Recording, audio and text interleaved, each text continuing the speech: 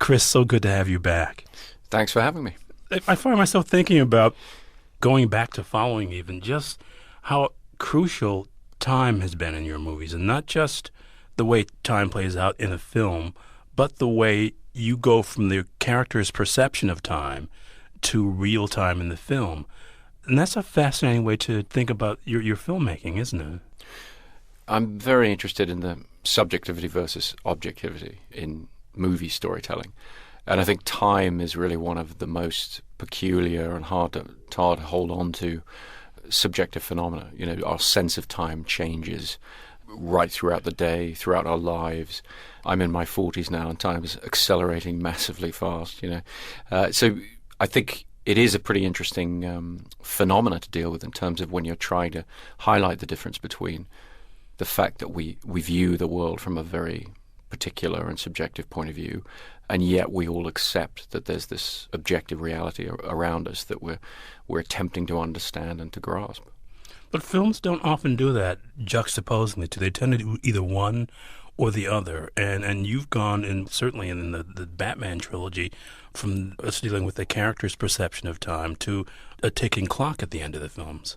Well, I think one of the great uses of time in film noir and crime movies is always the ticking clock, that great tension. I was reading the other day that Fritz Lang claims to have invented the countdown, which I think is just a marvelous idea. I don't know whether it's true, but the idea that a filmmaker came up with literally the 10, 9, 8, 7, when you launch a rocket, because they knew if you started counting from 0 and went up, the audience wouldn't know when the countdown ended, so they went backwards down to 0.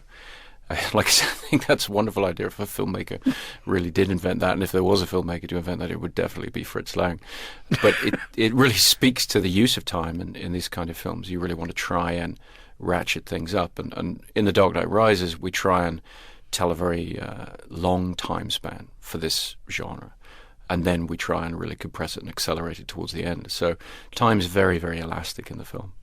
But it's an elastic concept for you in general, even going back to the first film, where you juxtapose your protagonist's perception of time to real-world time. I think it is in all films. There's a very interesting relationship between real chronological time and the way you portray time in a movie. When you ask people who've seen a film, perhaps a film they know quite well, what's the time span of that film? How long would those events really take place? It's very rare that they can actually answer that question, unless attention is really specifically drawn to it in the body of the film. And certainly I watch a lot of films with my kids, and they often ask me questions about, well, hang on, is that day, is that night? And what they're drawing attention to, what they're noticing, is how flexible, how easily manipulable the concept of time is for storytelling purposes. In my films, I've tried to draw attention to that and use that for some kind of device, or some kind of narrative trickery sometimes, or just to draw attention to a particular element of the story. It's the treatment. I'm passing time with my guest director, Christopher Nolan, whose new film as director and co-writer is The Dark Knight Rises. You can hear the show at KCRW.com. This is a point in the show you may be familiar with, Chris, where you get to tell the audience what the film is about. Well, it picks up the story following on from Batman Begins and The Dark Knight, and we really tried to be true to not just sort of dropping what we'd done in The Dark Knight and picking up with a new Batman episode, if you like. It really is an attempt to continue and indeed finish our story. And for that reason, we pick up Bruce Wayne 8 years after the events of The Dark Knight. And the reason for that passage of time is we wanted to really look at the consequences of the actions that he and Commissioner Gordon took at the end of The Dark Knight. And for their sacrifice to have meaning, it has to have been successful. And so at least superficially, we're dealing with a Gotham that doesn't need Batman anymore. On the surface of things, looks much better.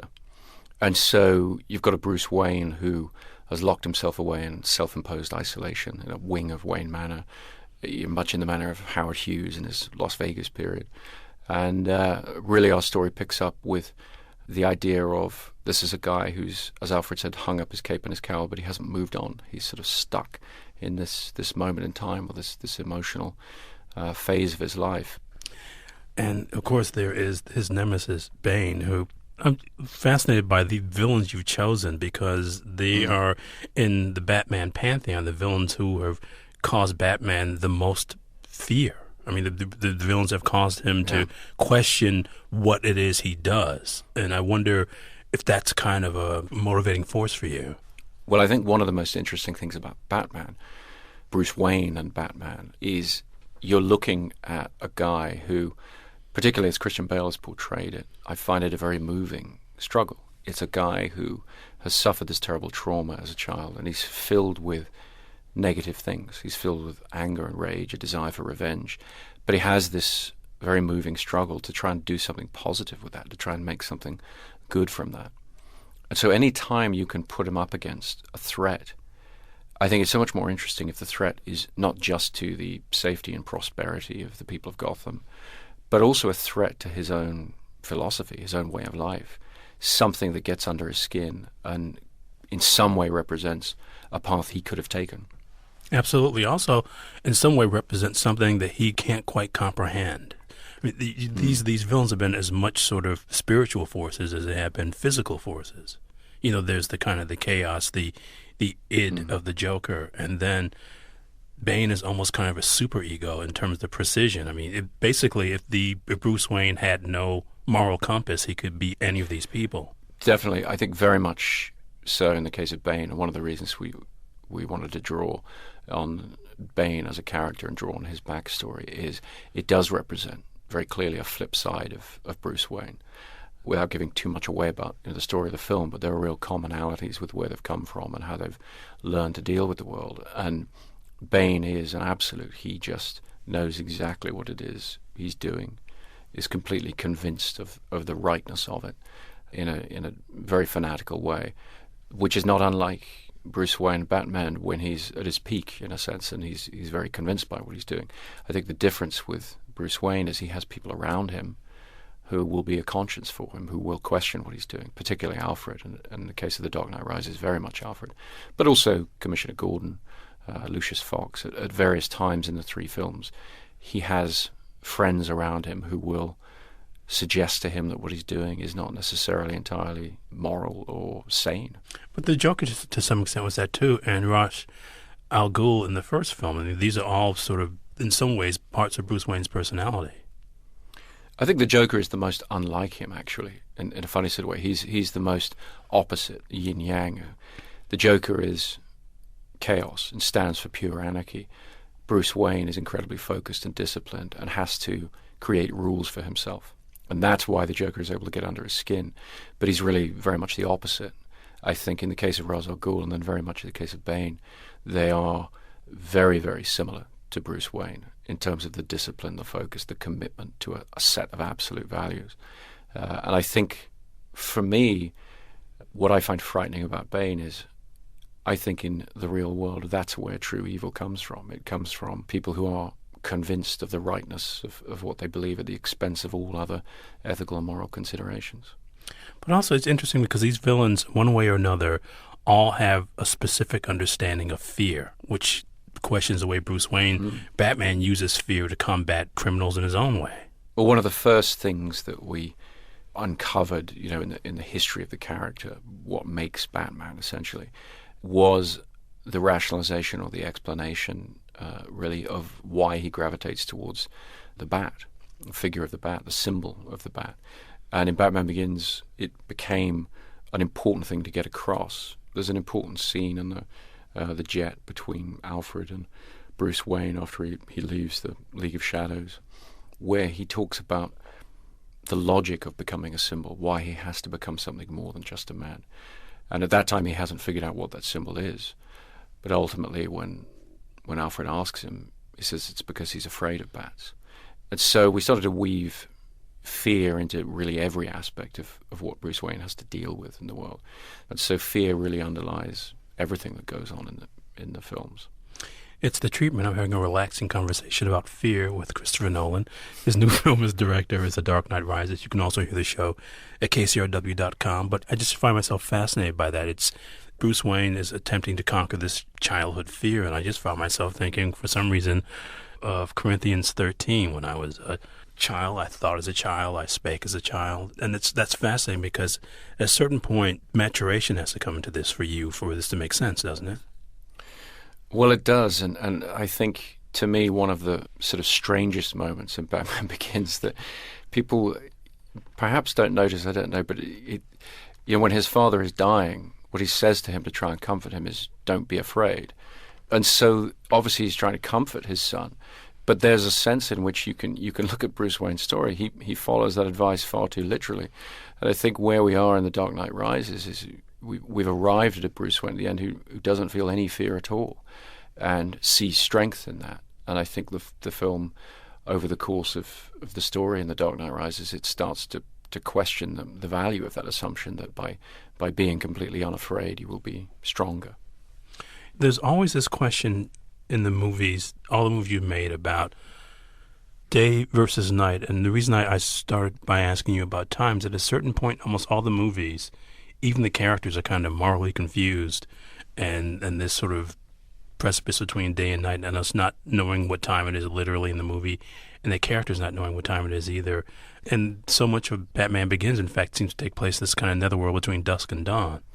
Well, we took the approach in reintroducing Batman as a movie character. We took the approach of treating him like a vampire in Batman Begins. We said, okay, this costume, the idea that he's trying to be frightening visually and symbolically to his enemies would only work at night. And when we improved his costume greatly, we came back from The Dark Knight, we were able to redesign his costume completely and get it really the way we wanted it to be.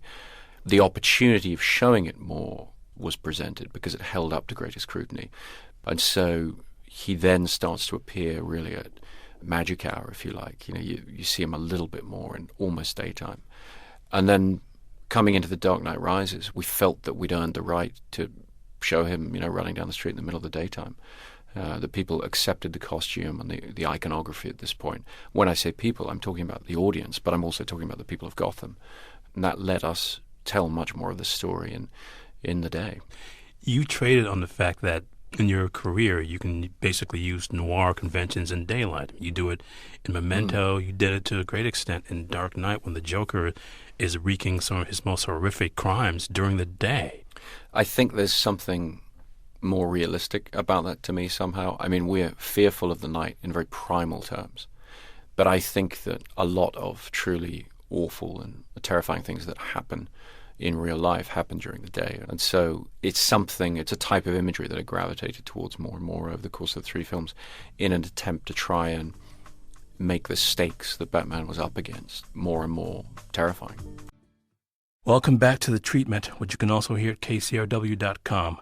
You're listening to an interview with Christopher Nolan, director and co-writer of The Dark Knight Rises. It was recorded a few weeks ago for the Horrible Assault in a Theater in Aurora, Colorado. We were talking about before the break about noir and the kind of the pleasure you get in sort of playing with those conventions of noir. And by bringing a lot of the threat of noir into the daylight, you're playing with the way audiences take the movie in. I think in a way you're playing with it. You're also looking back to, crime fiction of the past, the sort of Jim Thompson era.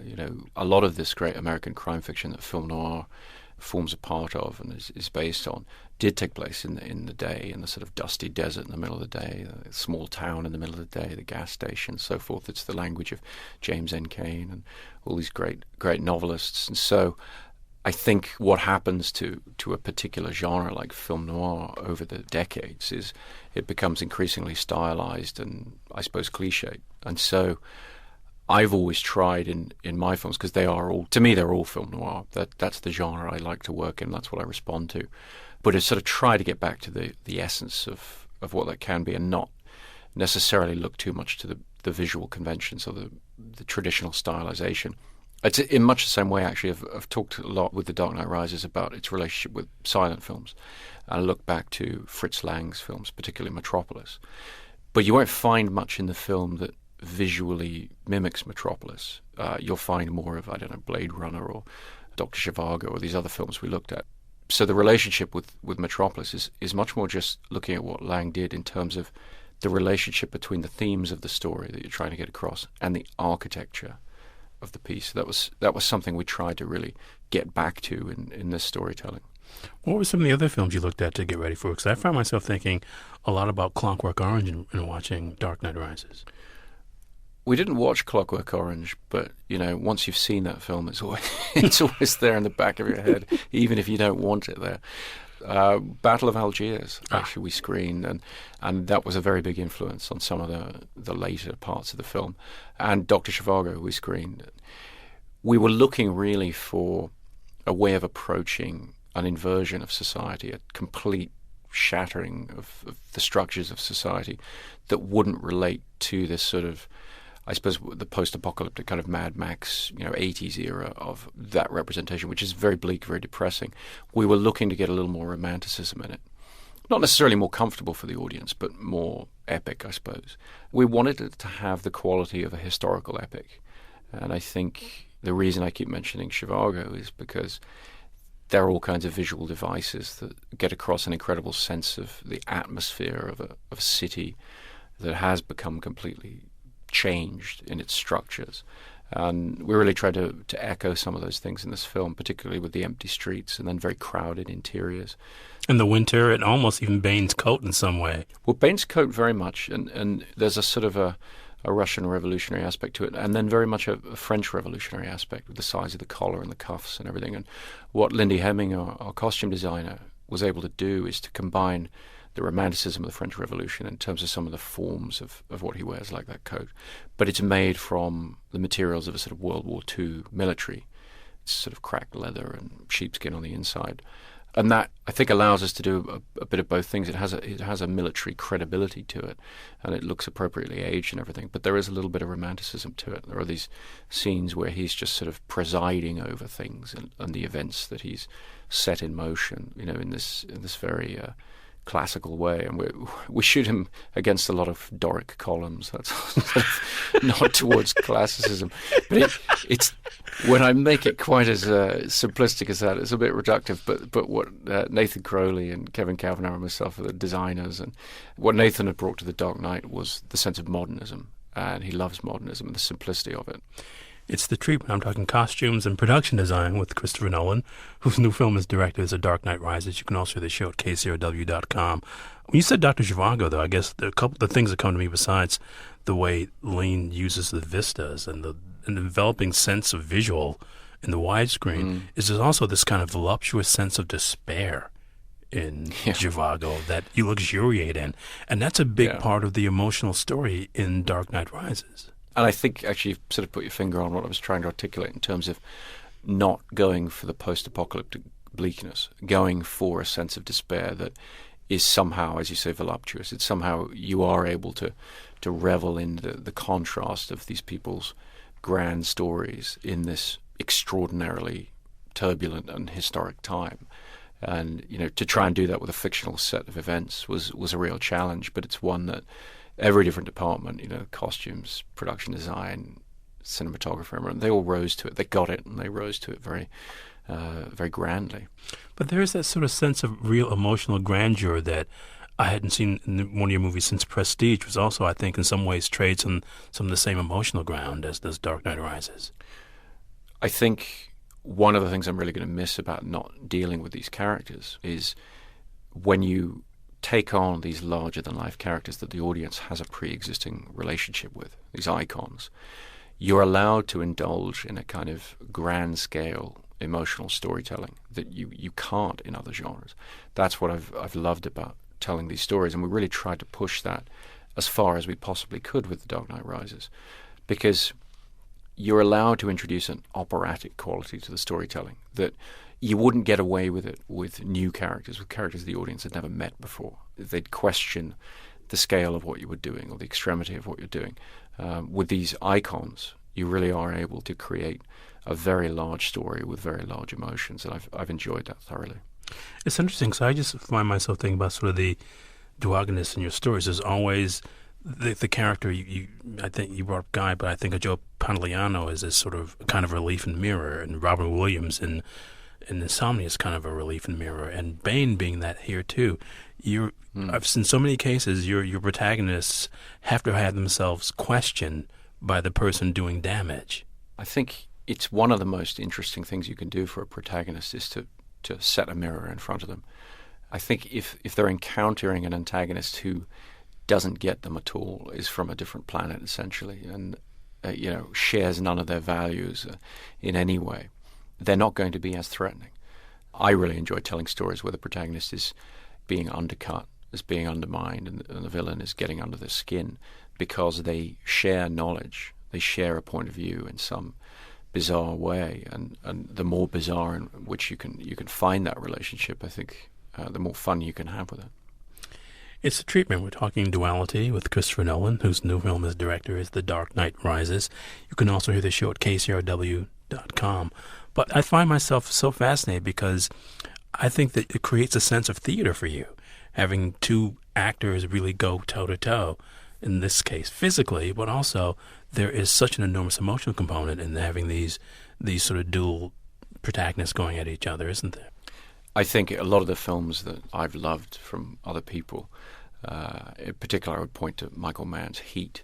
You have the De Niro character, the Pacino character, and you spend a lot of time setting up the idea that you'd be pretty fascinated to see them sit down and have a cup of coffee together, which of course they do in that famous scene. And there's something simply delicious about that.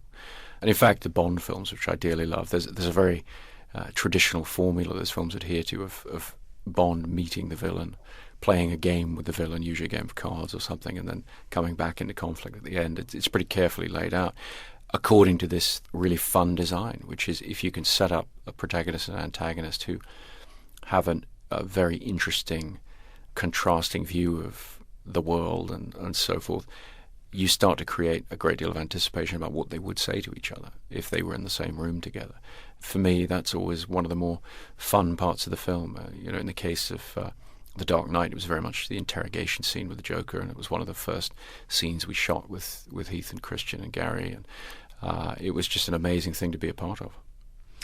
I guess I wonder what some of those scenes would be for you in some of your other films, because I do like those moments where the philosophical differences create these sparks. They tend to be, for me, in photographic terms, the simplest things. They tend to not be moments that are really kind of grandiose or have a lot of technique in them. Yeah, I think one way or another, all my films seem to end with two guys talking in a corridor about strange things that have happened. And I try to think in Dark Knight Rises, we don't actually have them in a corridor, but pretty much every other film they do. Memento was the extreme of that, where I had this very long 9-page scene between Joe Pantoliano and Guy Pearce. Which is a great scene. I really enjoy that scene. I really love what they did with it. And we did stage it very simply, and Wally lit it very simply. And it just boils down to that concept that if you've done the rest of the story right, when you get to the end, you don't need an enormous amount of technique in a lot of ways. What you need is interesting characters talking about things that you want to know the answer to. I would also say, and it's a conversation I've had with my brother over the years that we were writing together, which is when you're dealing with action films, you have to view it as a piece of music. And so you want the crescendos in the right place, and you can't not have those. So the quiet moments essentially start to be influenced by the loud moments, even if they might seem more interesting or so forth. It's very easy with action cinema to be dismissive of the fireworks, in other words, but they are doing something. They do something powerful, and you get to use that. I mean, not unlike something I learned from Al Pacino when we were doing Insomnia together, is he would do a take where he would go very big with something, very large, quite over the top, shouting and so forth. And what he explained to me, and it turned out to be incredibly accurate and true, is that he would create a sort of peak of energy so that a minute or two later he would hit something very, very perfect in the quieter moment that follows it. And he would move that peak of energy through the scene. And so when you cut the scene together from 12 or 14 takes, you'd look very carefully and figure out where he'd really hit that quiet moment. And that's what the performance in Insomnia is made up from. And it was a fascinating thing with technique. And I think when you apply it to the way an audience experiences a large action film, you have to really try and be mindful of where those crescendos are coming and what they're going to mean to the feel of the quiet scene that follows. You've been working with bigger and bigger canvases, and in terms of building the climaxes or the peaks in these musical movements that you're working on, you have to be careful to not exhaust the audiences, don't you? Well, Either that, or as with Dark Knight Rises, you just go ahead and exhaust them. But you know, you can't exhaust them in the middle of the piece. You know what I mean? No, you can't. You exhaust them at the end, and everybody comes out of the film thoroughly exhausted. And the same was true of The Dark Knight. And I remember describing the structure of that film to Alan Horn, who was then head of the studio, and explaining that it was going to be this white knuckle ride in the second half that never let up. And Dark Knight Rises has a slightly different rhythm, but in the case of all these films, you get to the last two reels and it's relentless. And what Hans Zimmer does with the music is relentless. And what he does with the music basically almost complements the ticking clock aspect of the end of the films. It does, and in fact, the tempo changes in the music and so forth in the last two reels of all three films are identical, because we've always sort of taken what we did before as a jumping off point for the rhythm. And I like to say to Hans, the last two reels of any of these movies, they become musicals. I mean, it's always there pounding away and sort of kicking you in the chest. It creates a kind of relentless quality that I think suits the climax of the type of story that we're trying to tell. Well, you've exhausted me, Chris, and we're out of time. Thank you, I think. Thanks so much for doing it. It's always good to have you here. No, it's fun to be back. Thanks.